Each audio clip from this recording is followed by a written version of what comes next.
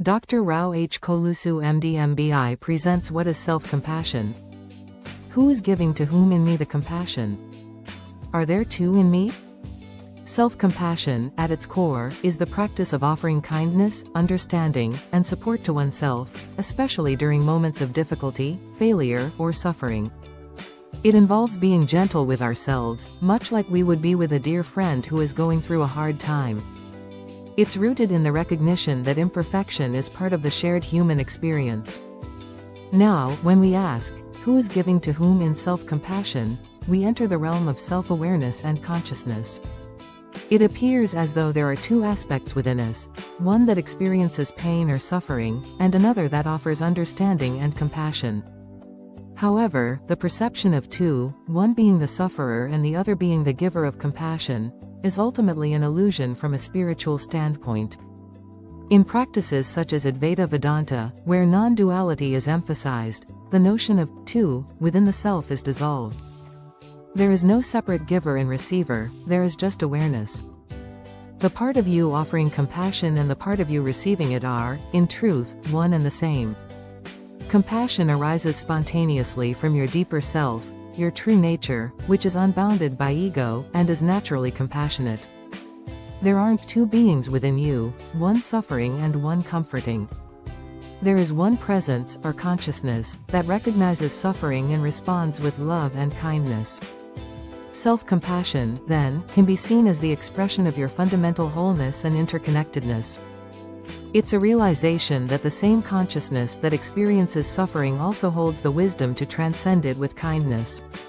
Self-compassion, at its core, is the practice of offering kindness, understanding, and support to oneself, especially during moments of difficulty, failure, or suffering. It is a transformative approach to self-care that invites us to treat ourselves with the same warmth and concern we would extend to a close friend in need. This practice fosters an environment of emotional resilience and inner strength, empowering us to face life's challenges with greater equanimity and grace. In its essence, self-compassion is about three key components: self-kindness versus self-judgment. Self-compassion means being kind to ourselves when we fail, make mistakes, or feel inadequate, instead of being harshly critical. Often, people have an inner voice that's far more judgmental and unforgiving than they would ever be to another person. Self-compassion involves softening that voice, allowing ourselves to acknowledge that imperfection is not a flaw but part of being human. We recognize our own suffering and respond with gentleness, refraining from unnecessary self-blame. Common humanity versus isolation. One of the core aspects of self-compassion is the recognition that everyone makes mistakes, faces setbacks, and experiences suffering. Rather than feeling isolated in our struggles or thinking, "Why me?" we realize that pain and failure are universal. This sense of shared humanity allows us to step out of the mindset of isolation, knowing that we are not alone in our suffering. It's a reminder that no one is perfect, and life is imperfect for everyone. Mindfulness versus over-identification. Self-compassion also involves mindfulness, the ability to observe our thoughts and feelings as they are, without suppressing or over-identifying with them. It allows us to hold our suffering in a balanced awareness, neither exaggerating it nor ignoring it. Mindfulness creates space for us to acknowledge difficult emotions without getting lost in them. Instead of dwelling on negative thoughts, we observe them with curiosity and kindness, preventing them from overwhelming us. When we practice self-compassion, we cultivate an internal environment that nurtures growth, healing, and emotional well-being. It can be seen as an antidote to the self-critical patterns of thinking that many of us adopt over time. These patterns often lead to feelings of inadequacy, anxiety, or depression, as we become trapped in a cycle of harsh judgment and self-imposed pressure. Self-compassion, on the other hand, allows us to accept our flaws and limitations. Recognizing that we are not meant to be perfect frees us from unrealistic expectations. It gives us the permission to be human and fallible, which can be liberating and relieve pressure.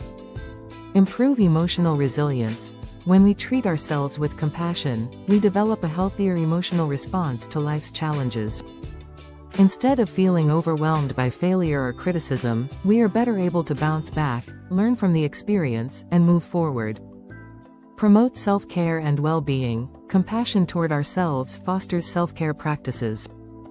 When we are kind to ourselves, we are more likely to engage in activities that nurture our physical, emotional, and mental health, such as rest, healthy eating, and mindfulness practices.